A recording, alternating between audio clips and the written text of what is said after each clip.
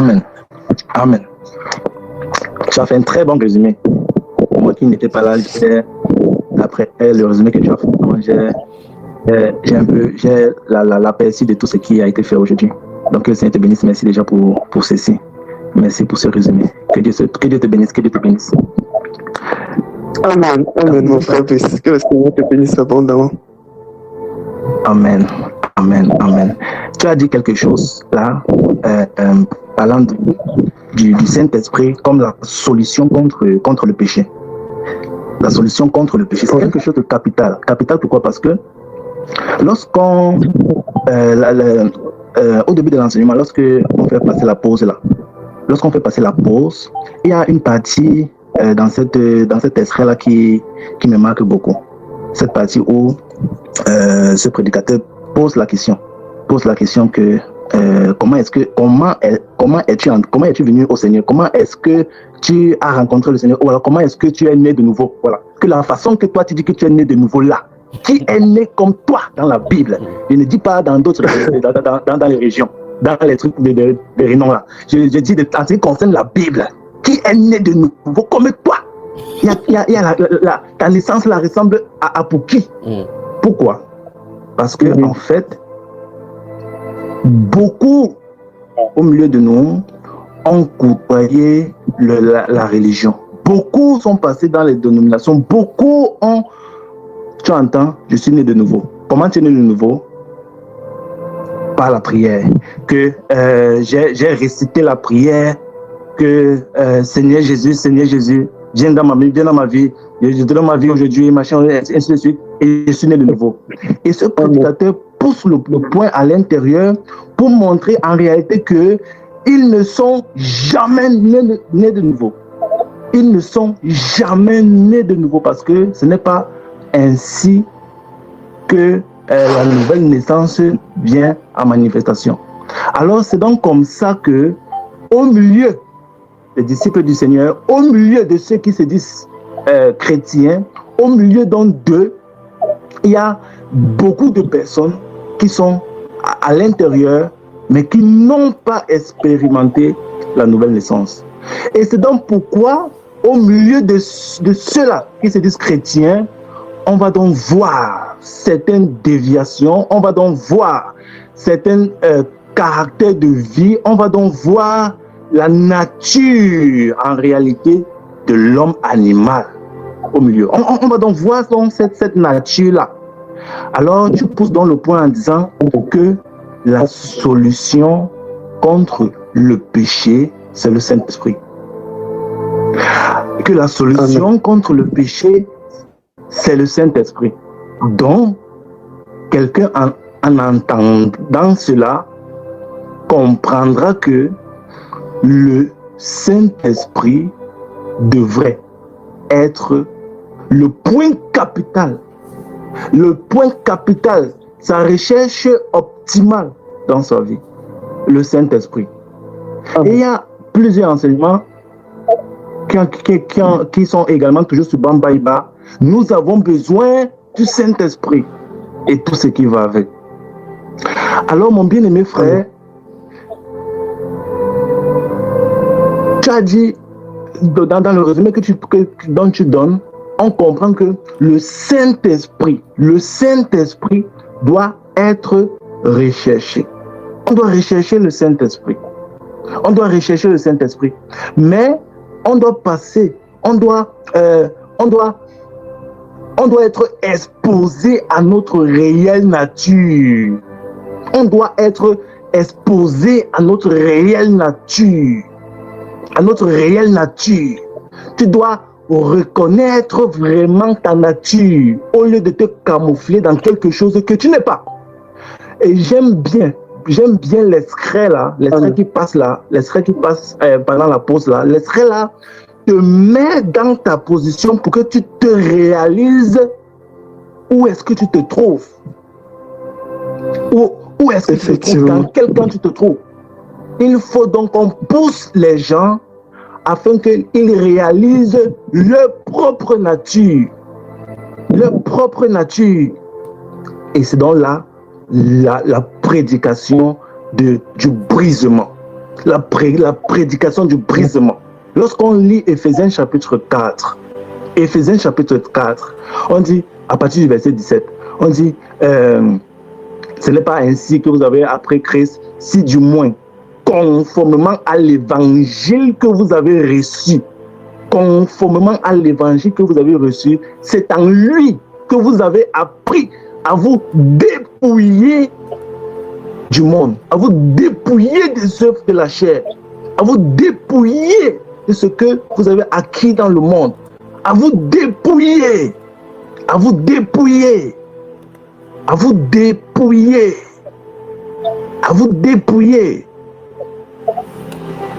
Alors l'apôtre Pierre dit donc que humiliez-vous devant le Seigneur et lui, il vous élèvera. Humiliez-vous devant le Seigneur. Alors si on a compris que la solution contre le péché,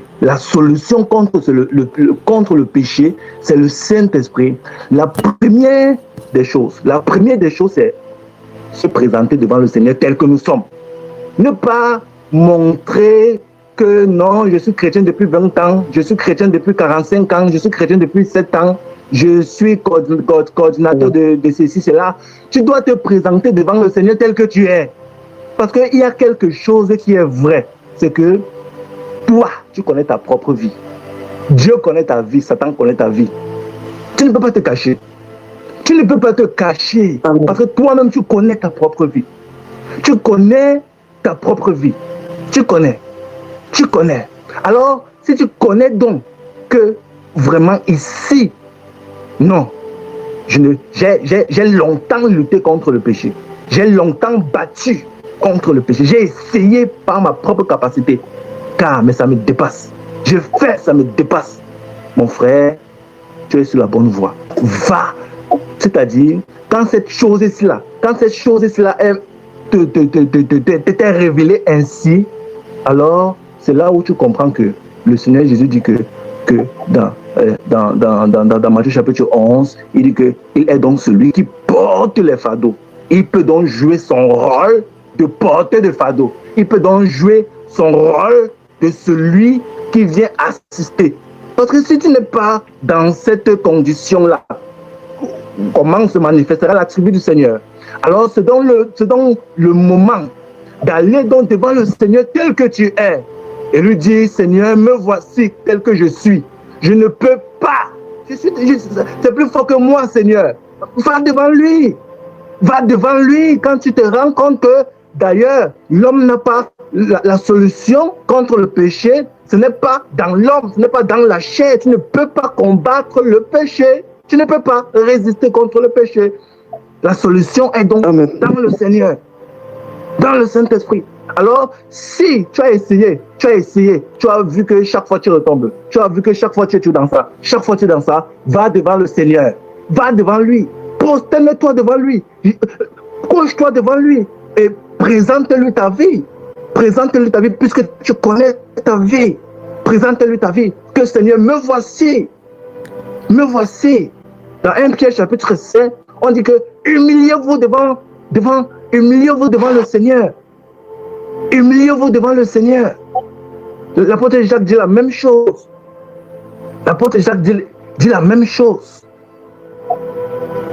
Je vais permettez un peu, je vais lire Jacques là. Je vais un peu prendre Jacques chapitre 5.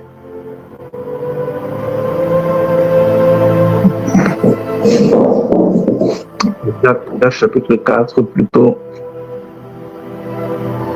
On va lire quelque chose dans le livre de Jacques chapitre 4. Le livre de Jacques. Jacques chapitre 4. Je vais prendre à partir du verset 1, mais on va arriver quelque part là. Dans Jacques chapitre 4, à partir du verset 1, on dit: d'où viennent les luttes, d'où viennent les querelles parmi vous? N'est-ce pas de vos passions qui combattent dans vos membres? Vous convoitez et vous ne possédez pas. Vous êtes meurtriers et envieux et vous ne pouvez pas obtenir. vous avez des querelles et des luttes. Et vous ne pouvez pas, et vous ne possédez pas, parce que vous ne demandez pas. Tu as lu un passage là, mon bien-aimé frère, dans le livre de 2 Corinthiens, chapitre 5, verset 17, que si quelqu'un est en Christ, il est une nouvelle créature. Les choses anciennes sont passées, et voici, toutes choses sont devenues nouvelles. Mon frère, si ce n'est pas vrai, si c'est qu'il y a les passions qui combattent dans ta chair, si c'est qu'il y a des envies dans ta chair, si tu te rends compte que ces choses-là dominent sur toi, je continue d'abord à lire ici, vous demandez et vous ne recevez pas, parce que vous demandez mal, dans le but de satisfaire vos passions. Adultères que vous êtes, ne savez-vous pas que l'amour du monde est inimitié contre Dieu? Celui qui veut être ami du monde sera ennemi de Dieu. Croyez que l'Écriture parle en vain. C'est avec jalousie que Dieu chérit l'esprit qu'il a fait habiter en vous. Il accorde au contraire une grâce plus excellente. C'est pourquoi l'Écriture dit, Dieu résiste aux orgueilleux, mais il fait grâce aux humbles. Soumettez-vous à Dieu, dit le Seigneur. Soumettez-vous à Dieu. Soumettez-vous à Dieu. Soumettez-vous à Dieu. N'essaye pas tes propres capacités. Soumets-toi à Dieu. Soumets-toi à Dieu. Soumettez-vous à Dieu. Résistez au diable et il fuira loin de vous. Approchez-vous de Dieu et il s'approchera de vous. Approchez-vous de Dieu.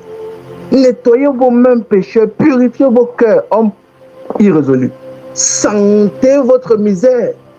Ouais. Soyez dans le deuil et dans les larmes. Que votre rire se change en deuil et votre joie en tristesse. Humiliez-vous devant le Seigneur et il vous élèvera. Et il vous élèvera.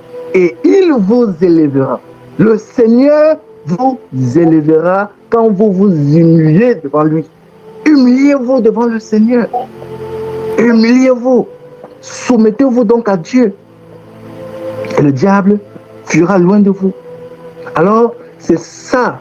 C'est dans cet état-là. Dans cet état-là.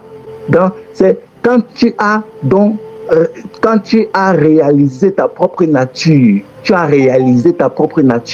la solution, c'est de se soumettre à Dieu.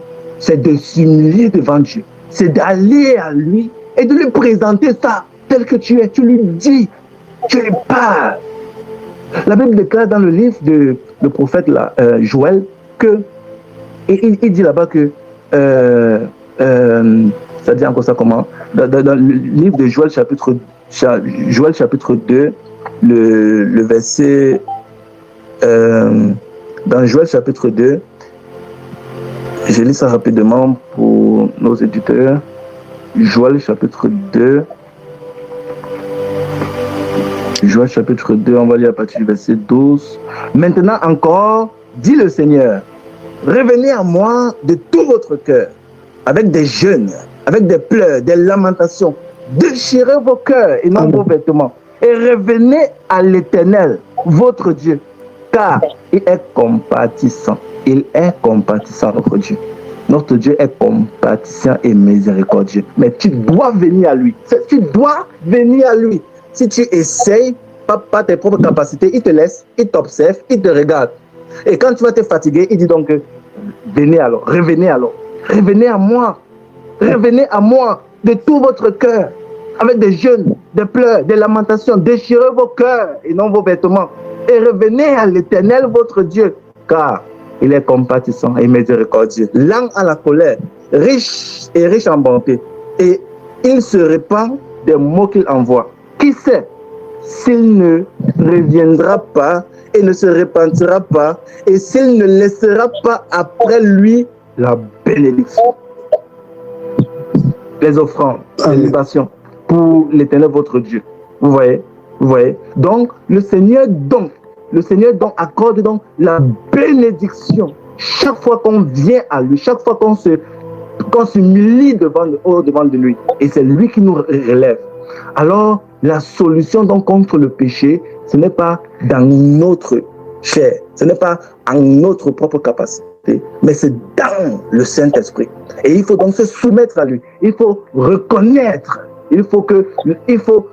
Quand tu as écouté les enseignements, tu as écouté la parole et que ça a exposé ton cœur, ça t'a déshabillé au point où vraiment toi-même tu n'es plus capable, toi-même tu te rends compte que tu es nu. Oui, tu es nu. Alors, tu es donc disposé à te présenter devant le Seigneur tel que tu es, afin que lui, il puisse te relever, afin que lui, il puisse donc te donner la solution contre le péché. Donc, mon frère, ça va faire le résumé là, c'est ça qui est monté dans mon cœur. Il fallait que je partage un peu ça comme ça. Amen. Que le Seigneur te bénisse abondamment, mon frère, plus que le Seigneur te bénisse abondamment. Lorsque tu parlais, il y a une pensée qui a traversé mon esprit à propos de ces personnes qui sont dans la dénomination et qui ont déjà un certain parcours. C'est difficile pour eux de pouvoir recevoir du Seigneur si ce n'est pas la grâce de Dieu, parce que ils sont un peu dans une position dans laquelle beaucoup de personnes qui s'approchaient du Seigneur ou beaucoup de personnes qui posaient des questions au Seigneur parmi les pharisiens se retrouvaient. C'est-à-dire qu'ils viennent pas avec humilité, mais avec orgueil de connaître déjà. Et donc, l'orgueil de connaître déjà fait que c'est difficile pour eux vraiment de pouvoir recevoir. Et c'est dans cette position que beaucoup d'entre nous étions. Voilà pourquoi aujourd'hui, nous écoutons ces merveilleux témoignages. Parce que les gens réalisent que, mince, je discutais tellement, j'étais un défenseur de telle dénomination. Et les gens ne disent pas que je défendais Jésus. Parce que si tu défendais Jésus, tu défendrais les Écritures. Mais tu défendais le livre, la pensée que le pasteur a introduit dans ton être. Et en défendant cela, tu demeurais dans l'état dans lequel les pharisiens étaient. Et en demeurant dans cet état-là, il est impossible, si ce n'est pas la grâce de Dieu, de pouvoir s'en sortir.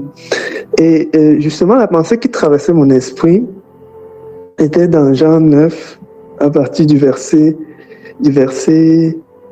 40 à 41. Je vais le lire pour les auditeurs.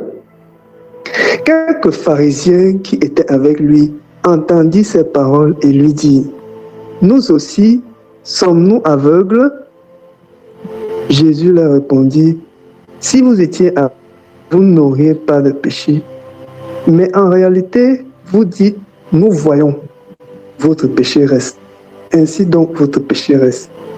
Donc, le fait de prétendre que tu connais déjà, le fait de prétendre que tu sais, tu connais les mystères, tu connais la parole, ça fait que tu ne t'humilies pas devant le Seigneur. Et si tu ne t'humilies pas, le Seigneur ne peut pas te sortir de ta condition. Parce que ceux qui sont sortis de leur condition, c'est ceux-là qui ont reconnu que Seigneur, je suis pécheur, j'ai besoin de toi. Il est venu pour la question du péché. Il est venu pour cette question-là. Il est venu pour traiter cela parce que c'est ça, ce qui sépare l'être humain du Créateur. Voilà pourquoi le Seigneur est venu.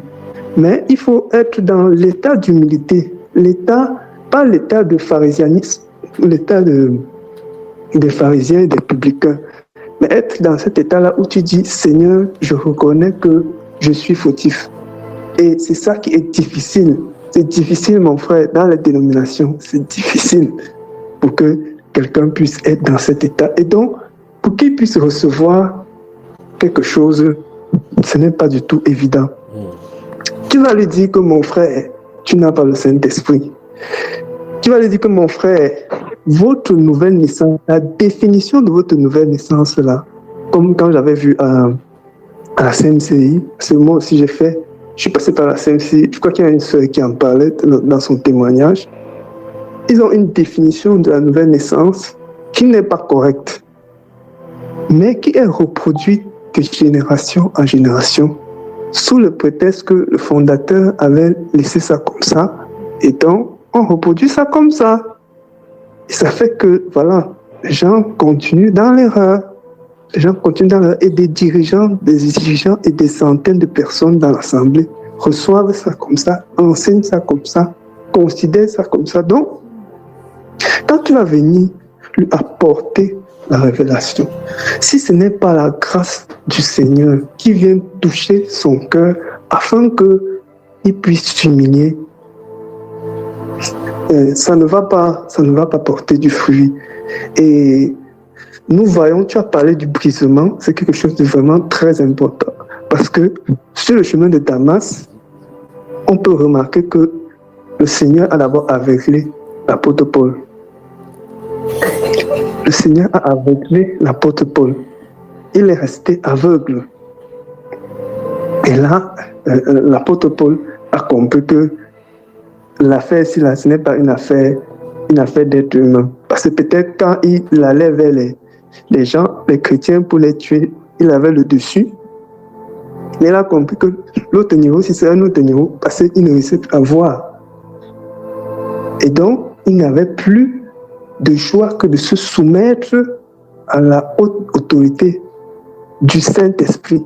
Donc, pour que ces barrières tombent, ces barrières de raisonnement, ces connaissances qui sont dans les cœurs des personnes qui sont dans les dénominations, il faut nécessairement un brisement. Nécessairement un brisement. C'est par ce brisement-là que la personne peut pleinement recevoir maintenant du Seigneur et se laisser conduire par le Seigneur. Sans ce brisement, sans ce nettoyage-là, c'est difficile. La personne va seulement raisonner, ou alors venir et puis repartir. Et puis ce Seigneur vraiment fait grâce à tous ceux qui écoutent ces enseignements, encore étant dans les dénominations, parfois ils sont de passage, ils écoutent ces enseignements, puis ce Seigneur les visiter, toucher leur cœur, afin que ces derniers puissent connaître véritablement le Seigneur, parce que le Seigneur voudrait que ses enfants puissent le connaître. Il voudrait que ses enfants puissent connaître ses commandements, connaître comment marcher avec lui, connaître le Saint-Esprit, la personne du Saint-Esprit. Et nous avons cette grâce.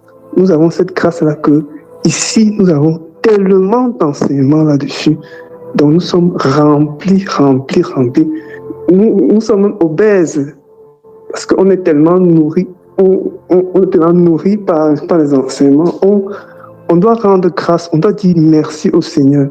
Merci au Seigneur parce qu'il nous a ouvert les yeux sur ces points-là et parce qu'il continue de nous apporter de la bonne nourriture, de nous fortifier dans la marche avec Dieu, de nous préparer pour que nous aussi demain, nous allons vers ces frères, vers ces sœurs qui sont dans les dénominations, qui sont encore tenus là-bas par les pensées qui règnent là-bas, les raisonnements qui règnent là-bas, les doctrines qui sont là-bas, qui sont basées sur les raisonnements humains et non sur la puissance de l'Esprit, la puissance de Dieu. Puisse le Seigneur vraiment intervenir. Et en ce qui concerne vraiment la question du péché, et il y a une chose maintenant qui est fondamentale, comme tu l'as souligné, tu as pris le cas le passage de Joël. Nous qui sommes ici, qui avons déjà reçu le Saint-Esprit, est-ce que le fait que nous avons reçu le Saint-Esprit, est-ce que ça veut dire donc que nous n'avons plus de choses à faire? Est-ce que c'est un trophée qu'on peut accrocher quelque part? Dire que bon, moi j'ai reçu le Saint-Esprit il y a 5 ans, hein, il y a 10 ans, il y a 15 ans. Est-ce que c'est un trophée? Est-ce que le chemin s'arrête là? Est-ce qu'il n'y a pas d'autres choses à faire? Je crois que au travers de ton intervention, tu as vraiment abordé cette question-là. Ça veut dire que si on se limite à ce qu'on a reçu l'Esprit, et on se vend un peu qu'on a reçu l'Esprit, et ceux qui sont dehors n'ont pas reçu l'Esprit, c'est qu'en fait, nous l'aurons. Parce que quand nous lisons les Écritures, il y a des gens qui avaient l'Esprit du Seigneur et qui se sont retrouvés, les uns même à coucher avec les femmes de leurs parents, et d'autres à se livrer à des pratiques terribles. Et l'apôtre Paul n'a cessé de les reprendre. Et je crois que c'est dans le passage de Corinthiens, 1 Corinthiens, qu'on lit la lettre aux Corinthiens. Donc, recevoir le Saint-Esprit, ce n'est pas une fin en soi. C'est important, c'est ce qui est la solution du péché. Mais, mes bien-aimés, je voudrais attirer l'attention des frères et sœurs que ce n'est pas une fin en soi. Le fait de recevoir le Saint-Esprit, ce n'est pas qu'on reçoit et puis nous allons nous arrêter là. Il y a véritablement du travail. Et le travail là, le Seigneur nous appelle à maintes reprises au travers de sa parole à le mettre en pratique. Quand il dit travailler à votre salut, avec crainte et tremblement, travailler à votre salut.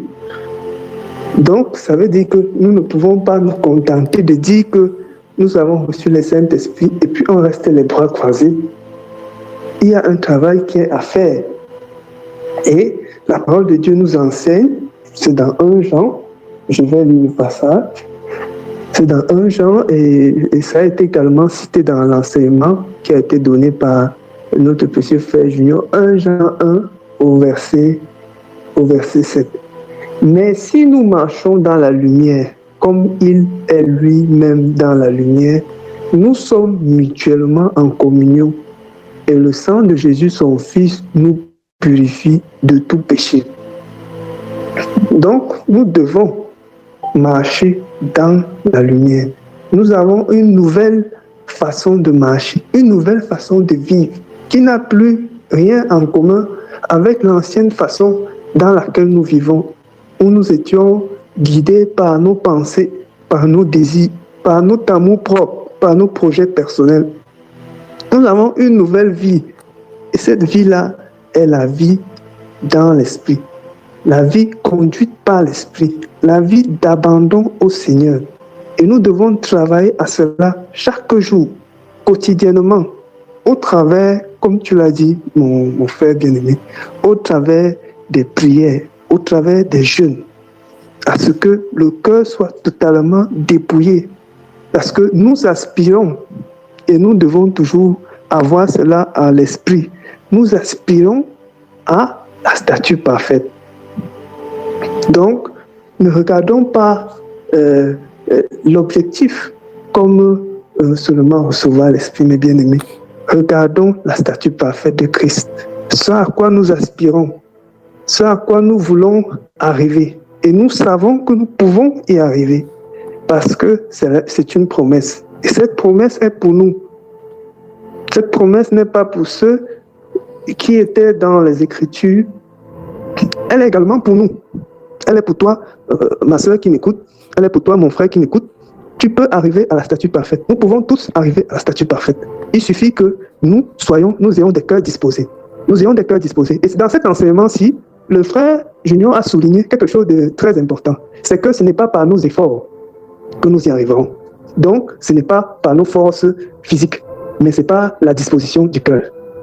Vous voyez, mes bien-aimés, ça veut dire qu'il faudrait que le cœur soit disposé. Quand on dit il faut jeûner, est-ce que ton cœur est disposé à jeûner? Tu peux être quelqu'un qui est là, qui est faible, c'est-à-dire quelqu'un qui a une certaine propension à manger. D'habitude, tu fais 1 jour, 2 jours, tu es déjà en train de penser à la nourriture et tu es obligé de couper. Mais si tu as un cœur disposé, petit à petit, le Seigneur va t'amener, petit à petit, jusqu'à ce que tu puisses atteindre l'objectif. Si tu n'as pas le cœur disposé, il te sera très difficile, voire impossible, de pouvoir atteindre l'objectif. Le Seigneur regarde au cœur, à la disposition du cœur. Est-ce que ton cœur est disposé, mon bien-aimé? Est-ce que ton cœur est disposé, ma bien-aimée? Est-ce que tu ne vois pas les institutions là comme un fardeau ou comme une punition? Parce que si tu regardes ça de cette façon, c'est difficile pour que tu puisses véritablement atteindre la statue parfaite. Puisse le Seigneur vraiment faire grâce en ce temps de préparation à ce que le cœur de chaque frère, de chaque sœur soit disposé à se dépouiller, disposé à participer à ce nettoyage collectif que le Saint-Esprit est en train de faire au travers des instructions qu'il donne pour que nous puissions manifester ce caractère de fils auquel nous sommes appelés. Donc voilà ce que je voulais ajouter par rapport à ton intervention. Amen. Amen. Amen. Amen. Magnifique. Magnifique. Magnifique. Tu as dit, il y a des choses, des points vraiment très capitaux que tu as relancés là et qui doivent être. Tu as parlé de ces barrières qui sont dans les cœurs des gens. De ces barrières qui sont dans le cœur des gens. Comme la religion, comme il y a des forteresses en fait même qui sont dans les cœurs des gens. Et c'est même ça, c'est ça qui fait en sorte que c'est ça, ce sont ces forteresses-là qui, comme le Seigneur Jésus dit, vos pensées ne sont pas mes pensées, vos cœurs, vos pensées ne sont pas mes pensées, vous êtes éloignés de moi. En réalité, ces forteresses-là donc qui sont dans le cœur de l'homme, ça m'étonne de voir quelqu'un. Ça m'étonne de voir quelqu'un, un prédicateur, disons comme ça, parler et puis dire, est-ce qu'il y a quelqu'un ici qui veut devenir enfant de Dieu? Comment ça m'étonne? Donc un prédicateur, il a parlé que Jésus, après il demande que est-ce qu'il y a quelqu'un ici qui veut devenir enfant de Dieu? Et il y a les gens qui répondent que moi je veux. Pourtant, dans ton intervention, tu fais comprendre qu'il y a des forteresses dans le cœur de l'homme. Il y a des forteresses. Il y a des barrières. Il y a des choses à l'intérieur. Et maintenant, tu dis, on doit passer par le brisement. Mais ce n'est pas la personne elle-même qui doit se briser. La personne doit être brisée par le prédicateur en réalité. Le prédicateur doit donc, nous les prédicateurs, en réalité, c'est nous qui entraînons ces personnes-là dans le brisement. Lorsque nous prêchons, souvenons-nous, prenons ce cas-ci. Dans Jean chapitre 4, le Seigneur Jésus a rencontré une femme. On l'appelle la femme samaritaine, au bord du puits. Et on parle même là du Saint-Esprit. Comme l'enseignement que tu as dit, c'était la solution contre le péché du Saint-Esprit. Le Seigneur rencontre cette femme dans Jean chapitre 4. Le Seigneur lui demande de l'eau à boire. Donne-moi de l'eau à boire. Elle lui fait comprendre qu'il n'a pas de seau pour puiser et le puits est profond. Et Jésus lui fait comprendre que si tu connaissais qui je suis, si tu connaissais le don de Dieu et la personne qui te demande de l'eau à boire, c'est toi qui t'aurais précipité pour lui demander de l'eau. Et il t'aurait donné de l'eau vive. De l'eau vive. Alors, la femme là demande que donne-moi de cette eau. Jésus lui fait comprendre que tu vas chercher ton mari. Je n'ai pas de mari, ainsi de suite. Oui, tu n'as pas de mari. Oui, en fait, tu as eu 5 maris. Et celui avec qui tu es, ouais. Et celui avec qui tu es n'est pas ton mari. On a mis cette femme-là, la femme-là a été à une position où elle s'est rendue compte qu'elle n'est pas cachée devant Dieu. Elle a été exposée, elle a été mise, je vais dire, elle a compris en elle-même que ici, là, elle n'est pas cachée à Dieu. Je ne suis pas caché à Dieu. Que mes œuvres que je pratique, que ce soit dans le secret, que ce soit hors des dénominations, hors des rassemblements, le Seigneur connaît. Oui. Donc, dans cet état-ci, elle se rend compte que elle n'est pas cachée à Dieu.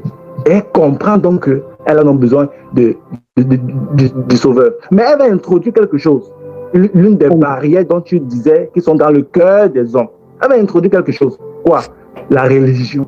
Nos pères, que je vois que tu es prophète, nos pères ont adoré chez Nos pères ont adoré sur cette montagne. Et vous, vous dites que le lieu où il faut adorer, c'est à Jérusalem. Qu'est-ce qui est dans son cœur? La religion.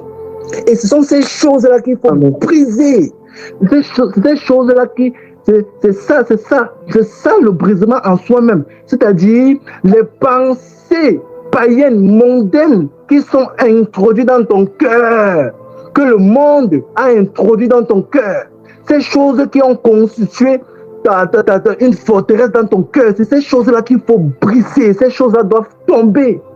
Alors en ce moment, elle introduit dans la religion que nos pères ont adoré chez les témoins de Jéhovah. Et vous, vous dites que le lieu où il faut adorer, c'est à Jérusalem. Que nos pères ont adoré chez les pentecôtistes. Nos pères ont adoré chez les protestants. Nos pères, mon père a adoré chez les... Je suis catholique, né catholique, je meurs catholique, ainsi de suite. Comme on entend aujourd'hui. Qu'est-ce que c'est? Ce sont les forteresses. Et quelqu'un vient dire que, répète après moi. Seigneur Jésus, donne mon cœur. Non. Ce n'est pas comme ça. Ça n'a jamais été comme ça. Donc, on doit entraîner les gens on doit briser ces forteresses-là. Et ça passe par la prédication, par la parole, par la prédication. Qu'est-ce qu'on prêche aux hommes, aux gens? Quel évangile prêchons? L'évangile de la croix. L'évangile du renoncement, du dépouillement. Pour que les gens se rendent compte qu'effectivement, ils sont foutus et ils ont besoin du Sauveur. Ils doivent être dans un état où leur esprit en eux-mêmes leur dit que Seigneur, dans son esprit, parle à l'intérieur de lui que Seigneur, j'ai besoin de toi. J'ai besoin de toi. J'ai besoin de toi. Et cette femme-là a été dans cette situation. Elle s'est rendue compte qu'elle n'était pas cachée devant Dieu. Mais une autre barrière est sortie là-bas. Une autre forteresse est sortie. La religion. La religion. Nos pères ont adoré ici. Pourquoi vous dites nos pères ont adoré? Nos pères ont adoré chez les Sissi. Alors de Jésus de Dieu. Amen. L'heure vient. qu'en réalité, même d'abord, que le salut vient des Juifs. Le salut vient des Juifs parce que Dieu s'est choisi un peuple, le peuple d'Israël, pour faire manifester sa sainteté. Il a choisi un peuple, le peuple d'Israël. Maintenant, il dit même que l'heure vient, l'heure arrive, l'heure vient où ça ne sera ni à la montagne, ni même à Jérusalem, là où j'ai fait résider mon nom là. L'heure vient même où ça ne sera plus là-bas qu'on va adorer le Père. Alors, par cette parole, Jésus renverse tout fondement de dénomination dans le cœur de l'homme. Par cette parole, Jésus renverse le fondement de religion, de dénomination dans le cœur. L'heure vient, elle est même déjà là, où les vrais adorateurs adoreront en esprit et en vérité. C'est de tels adorateurs que le Père cherche. Adores-tu Dieu en esprit et en vérité, ou bien tu adores Dieu chelet. Jésus a brisé ça. Jésus a renversé ça. Et c'est ces choses-là qui doivent sauter dans le cœur des hommes. La religion, les forteresses sont dans le cœur. Et on doit renverser ça par la prédication, par la parole. On doit exposer ces choses. Jésus a dit, l'heure vient où ça ne sera ni chez les pentecôtistes, ni chez les témoins de Jéhovah, ni chez les charismatiques, que vous allez adorer le Père. Mais on adore le Père en esprit et en vérité. Il a dit dans le livre d'Amos que cherchez-moi. C'est moi que vous devez chercher. Ne me cherchez pas à Beth-Sheba. Ne passez pas. Il dit, ne passez pas. Il dit, ne me cherchez pas à Bethel. Ne passez pas par Beth-Sheba. Vous voyez, quels sont ces lieux? Les lieux de manifestation de Dieu dans l'ancienne alliance. Donc les gens ont toujours eu à vouloir adorer Dieu dans un lieu, dans un endroit, dans un ceci, cela. Et on les enferme. On les enferme. Mais Jésus dit que celui qui est né de l'esprit, il est comme du vent. Le vent l'amène là où ça veut. Mais aujourd'hui, mais qu'est-ce que on vit dans quoi? Et on se dit on est chrétien. Quand est-ce que tu es devenu chrétien? Comment es-tu devenu chrétien? Celui qui est né de l'esprit, il est comme le vent, dit la parole. Il est comme le vent, c'est-à-dire il est conduit par l'esprit qu'il a engendré. Mais toi, qui te conduit? Alors, la religion est terminée. Ces choses-ci doivent être renversées dans les cœurs des hommes. Ces choses-ci, donc, ils doivent être dans une position où ils se rendent compte que vrai, ils ont besoin du Seigneur. Ils ont besoin de Dieu. Ils ont besoin de Dieu. Leur cœur, leur esprit doivent soupirer que Seigneur, j'ai besoin de toi. Je ne peux pas sans toi. Je ne peux pas sans toi. Je ne peux pas sans toi. Alors ces choses doivent être brisées. Et c'est donc ça, le brisement, le renoncement, le brisement. Afin que tu puisses mourir véritablement. Pas la confession, comme on dit, si je suis en Christ, que comme l'apôtre, comme on aime bien citer le livre de Galates chapitre 2, le verset 20, que je ne vis plus par la chair, je vis par ensuite. Mais on doit vraiment mourir. L'Esprit de Dieu doit effectivement nous conduire dans cela, dans ce brisement-là, afin que lui, il puisse maintenant vivre par nous, il puisse se manifester. Alors toi, ma soeur, ou toi, mon frère qui m'écoute, comment es-tu né de nouveau? Comment es-tu devenu disciple du Seigneur? Comment es-tu devenu disciple du Seigneur? Comment? Interroge ta vie, interroge-toi. Alors, amen, mon frère. Excuse-moi de t'interrompre. Il y a un témoignage que j'ai de ce que tu dis là, que j'ai pu vivre à la CMCI. Et ce sont des particularités que j'avais remarquées. Par exemple, si tu es en discussion avec un prédicateur, là je prends le cas de la CMCI parce que j'étais à la CMCI, le fondateur de la CMCI avait écrit pas mal de livres, je crois autour de 150, 160 livres qu'il a écrits. Quand tu abordes un sujet, quand tu abordes le sujet avec un prédicateur, par exemple, tu peux aborder quelle question? Tu peux aborder par exemple la question de, je ne sais pas, peut-être devenir enseignant. Voilà, devenir enseignant à la parole. Vous vous mettez à discuter, tu dis, bon, moi je crois que c'est tel verset, tu avances ces versets. Lui, il va d'abord te dire que, va regarder, Zacharias Stanifom avait écrit tel livre. Et il a écrit ça en 4-5 tomes. Tu as lu combien de tomes? Si c'est 5 tomes, tu lui dis que bon, moi j'ai lu un seul tome. Il va te dire que bon, va d'abord finir les 5, tu reviens. Donc c'est quelque chose de très courant que je voyais à la CMCI. Ça veut dire que pour que tu discutes avec quelqu'un, il faut que déjà tu acquiers la connaissance que le fondateur a mis sur la table. Sinon, donc il laisse la Bible. La Bible n'est plus l'instrument central de travail. Il te dit que mon frère, finis d'abord celui-ci-là. Quand tu vas finir les 5 tomes, là, tu reviens maintenant, on discute. Et ce n'est pas que c'est une chose que j'ai notée seule. Beaucoup de ceux qui sont à la CMCI, ils savent que ça se fait comme ça. C'est évolutif. C'est évolutif et c'est bien structuré. Et c'est le fondateur qui a mis ça comme ça. Donc, il a mis que quand tu vas avancer dans la phase à un certain niveau, voici les livres qui t'attendent. Ça fait que pour discuter, avancer les versets, ce n'est même pas facile. Ce n'est pas facile. Et ça, c'est quelque chose que j'ai pu vivre dans la dénomination. J'ai pu également voir, étant dans la dénomination, que la nourriture qu'on donne, mon bien-aimé, c'est différent. Ce n'est pas comme la nourriture que nous donne. Parce que tu vois, la nourriture que nous donne, on nous donne la nourriture du temps convenable. Chez eux, ce n'était pas comme ça. Ce n'était pas la nourriture du temps convenable. Ça veut dire que ce sera toujours les mêmes trucs qu'on repasse. Ce sera toujours les mêmes trucs qu'on repasse en fait. Et il n'y a pas un nombre de variations par rapport à comment est-ce que les événements du monde se mettent en place. Comme par exemple, nous sommes en train de dire, nous sommes dans l'ère du Saint-Esprit. C'est quelque chose peut-être dans les enseignements de 2020 ou de 2000 ou bien avant. Ce n'était pas évoqué de cette façon-là et ce n'était pas mis en avant. On parlait du réveil, mais pas comme maintenant.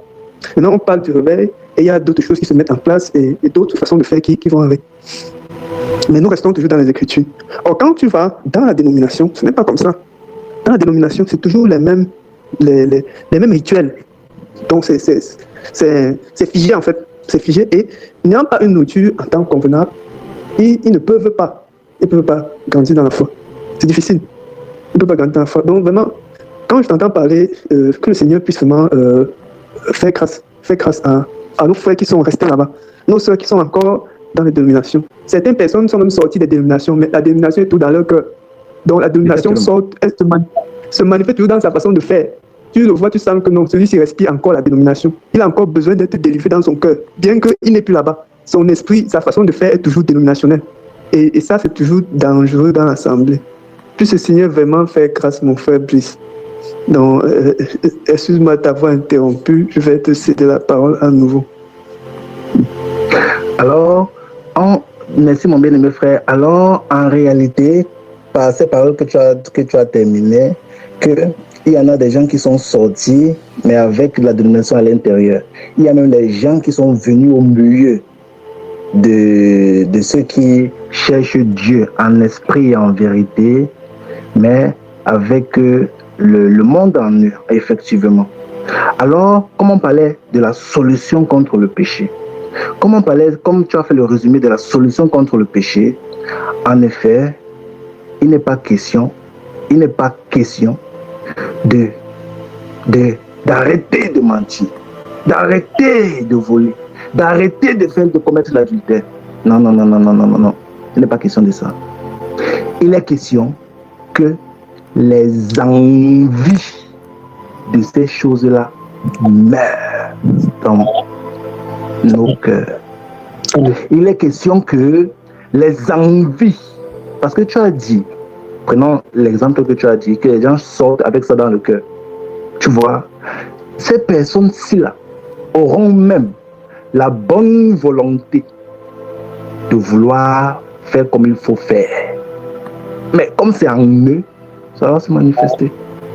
Et il faut donc que les envies-là, ces envies-là, ces envies qui sont dans le cœur-là, il faut que ça meure. Il faut que ça meure. Alors quand ça mourra, c'est-à-dire que quand tu seras devant la chose que tu sais, qui te poussait, qui t'oppressait, ou bien qui te conduisait, quand tu seras devant ça, il n'y aura plus aucun désir de vouloir commettre la chose.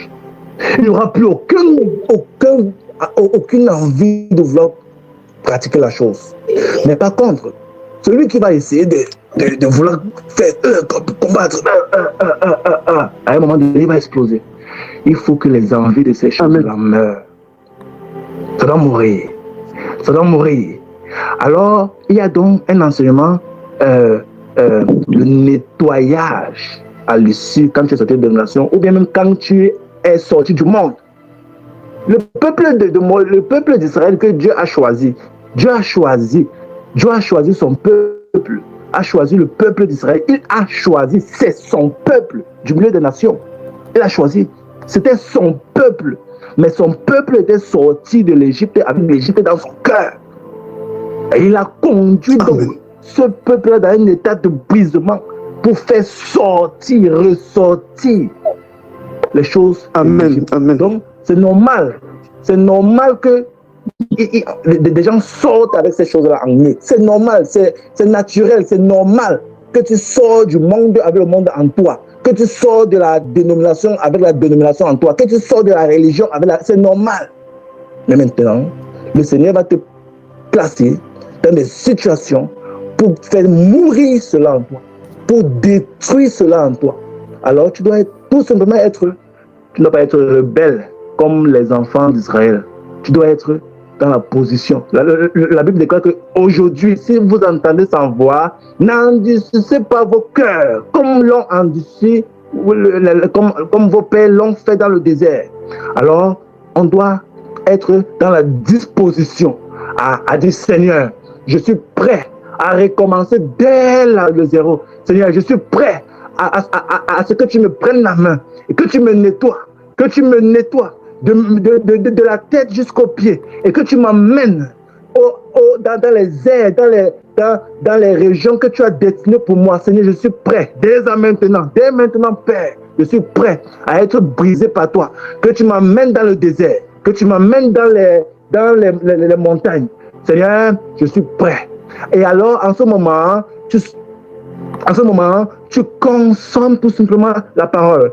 De même que l'Égypte est entrée dans ton cœur, tu laisses tout simplement la parole de Dieu se mouvoir dans ton cœur. Tu laisses tout simplement maintenant la parole de Dieu se mouvoir dans ton cœur.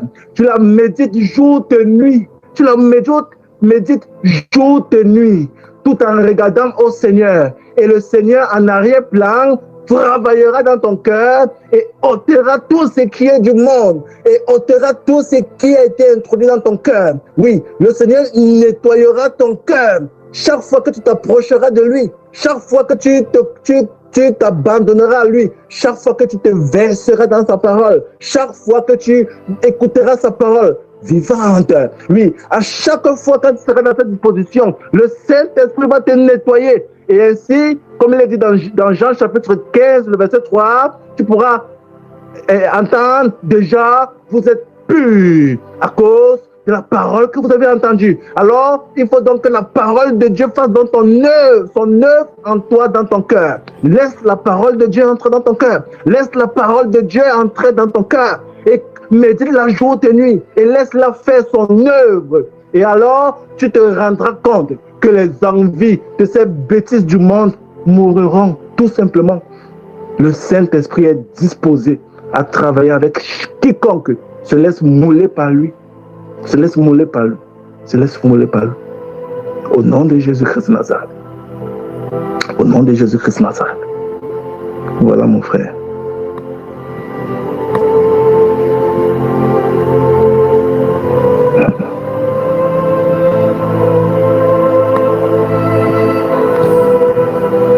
Oh Père. Père. Tu me permets, frère, tu me permets que j'élève une prière à... Vas-y mon frère, vas-y.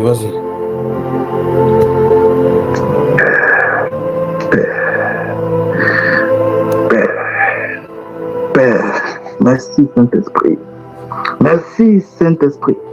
Merci Père. Merci Père pour ce moment. Merci Père pour ce moment. Merci Père pour ce moment. Oh Seigneur.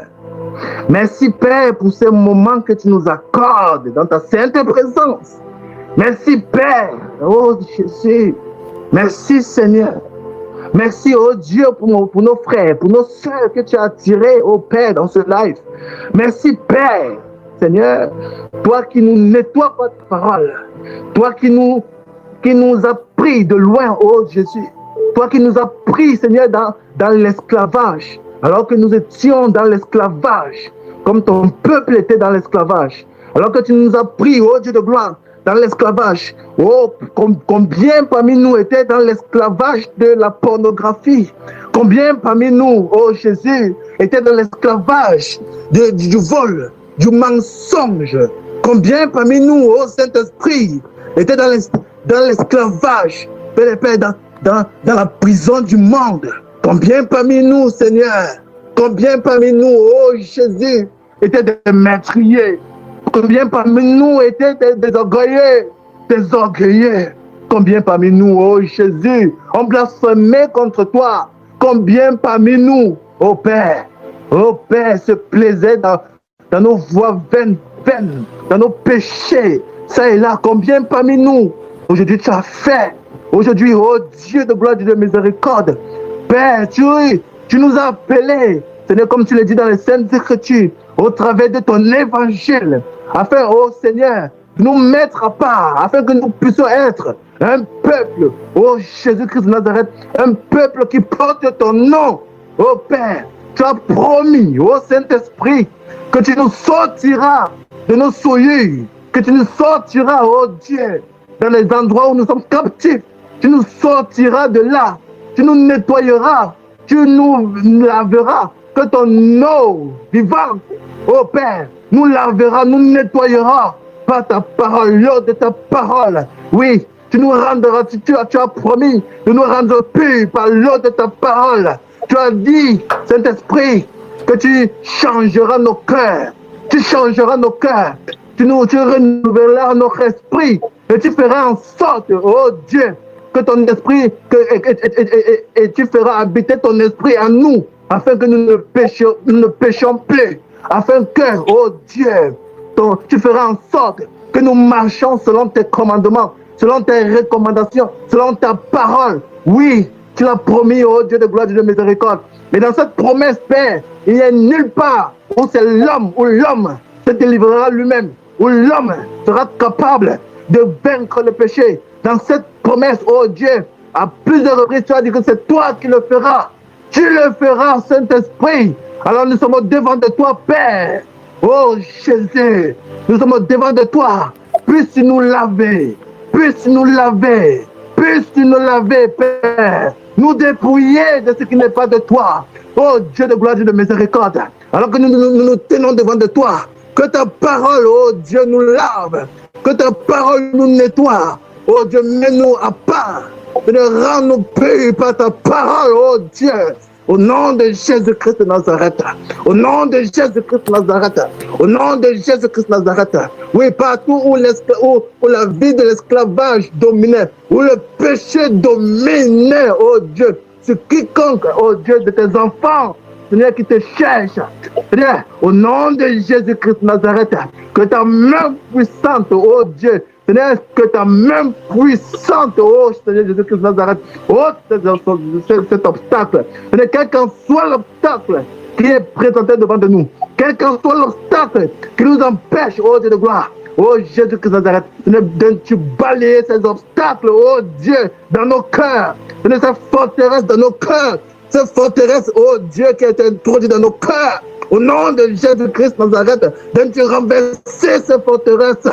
Tu renverser cette forteresse au nom de Jésus-Christ de Nazareth. La forteresse, oh Dieu, de la religion dans nos cœurs.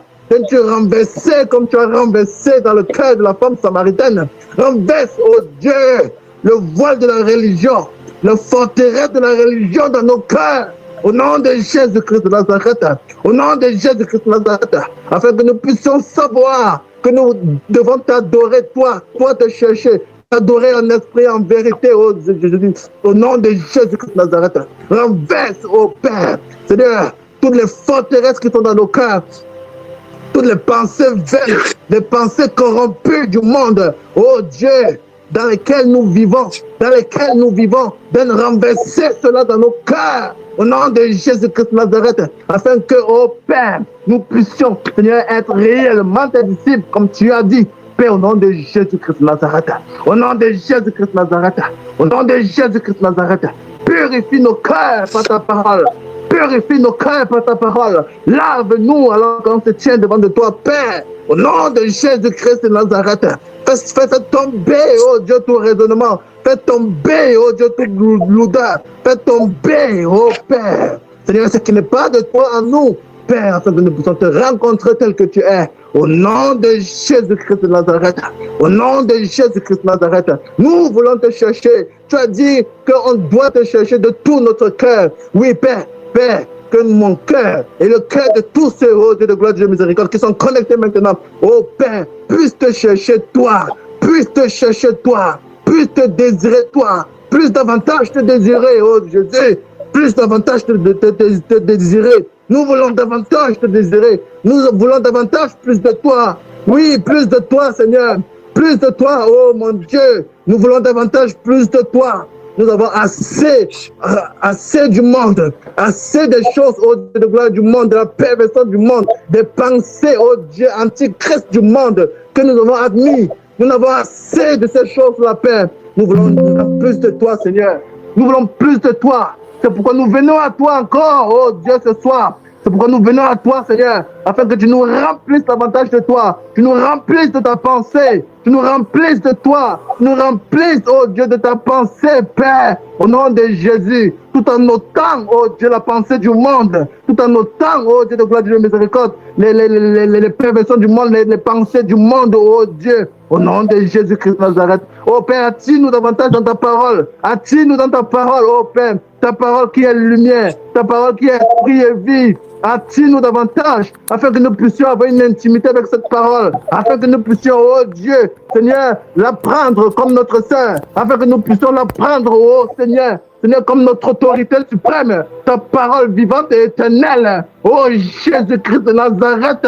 Ainsi il est dit, au commencement était la parole était avec Dieu, la parole était Dieu. Elle est venue chez les siens, mais les siens ne l'ont point reçue. Mais à tous ceux qui l'ont reçue, oh Dieu, que nos cœurs soient disposés, Père, à recevoir ta parole, à ta parole.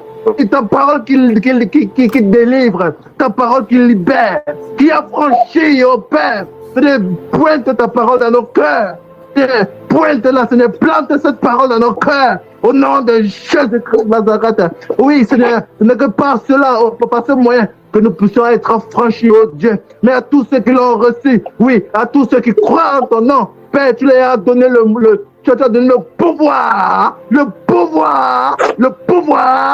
devenir enfant de Dieu, Père. C'est-à-dire que ce pouvoir se manifeste dans nos cœurs, que ce miracle se manifeste dans nos cœurs, Seigneur, pour ceux-là qui te cherchent, Père, au nom de Jésus-Christ de Nazareth, que ce miracle se manifeste, Père, dans les cœurs, oh Dieu, enténébrés, dans les cœurs, oh Dieu, confus, dans les cœurs, Seigneur, où il y a des cœurs, Seigneur, désertiques, Père, au nom de Jésus-Christ de Nazareth, que ce miracle s'accomplisse, Père, oh Dieu, afin que nous puissions être, Père, en communion avec toi, toi seul, Père, au nom de Jésus-Christ de Nazareth, au nom de Jésus-Christ de Nazareth, au nom de Jésus-Christ de Nazareth, au nom de Jésus-Christ de Nazareth, au nom de Jésus-Christ de Nazareth, au nom de Jésus-Christ de Nazareth. Merci, Père. Merci, Père. Merci, Père. Merci, Père. Merci, Père. Amen. Merci, Père. Amen. Au nom de Jésus-Christ de Nazareth. Au nom de Jésus-Christ de Nazareth. Alléluia. Alléluia. Alléluia. Amen. Amen. Merci à l'équipe audio, l'audio de la mitrailleuse. L'audio de la mitrailleuse, merci beaucoup. Brise 1, Brise 2. Merci à vous, l'audio de la mitrailleuse. Que le Seigneur vous bénisse. Amen. À tout à l'heure. Tout à l'heure, c'est fini. Le Seigneur vous bénisse également. Vous bénisse comment ça. Et tous ceux qui nous écoutent, soyez bénis. Souvenez-vous souvenez-vous respectivement de Colossiens chapitre 2, verset 1 à 8 et Philippiens chapitre 1, le verset 20 à 30. Ce n'est pas encore oublié, d'accord? C'est entre vous. Préparez-vous la prochaine fois qu'on vous appelle, vous allez donner, ça va dire n'importe quoi, d'accord? D'accord, mon béni frère. D'accord, frère. Shalom, shalom à Maman Sarah. Shalom. Shalom à toi, mon béni frère. Et un gros shalom à tous ceux qui nous écoutent. Que Dieu nous bénisse, que Dieu nous bénisse. Amen. Amen. Amen. Amen. Shalom.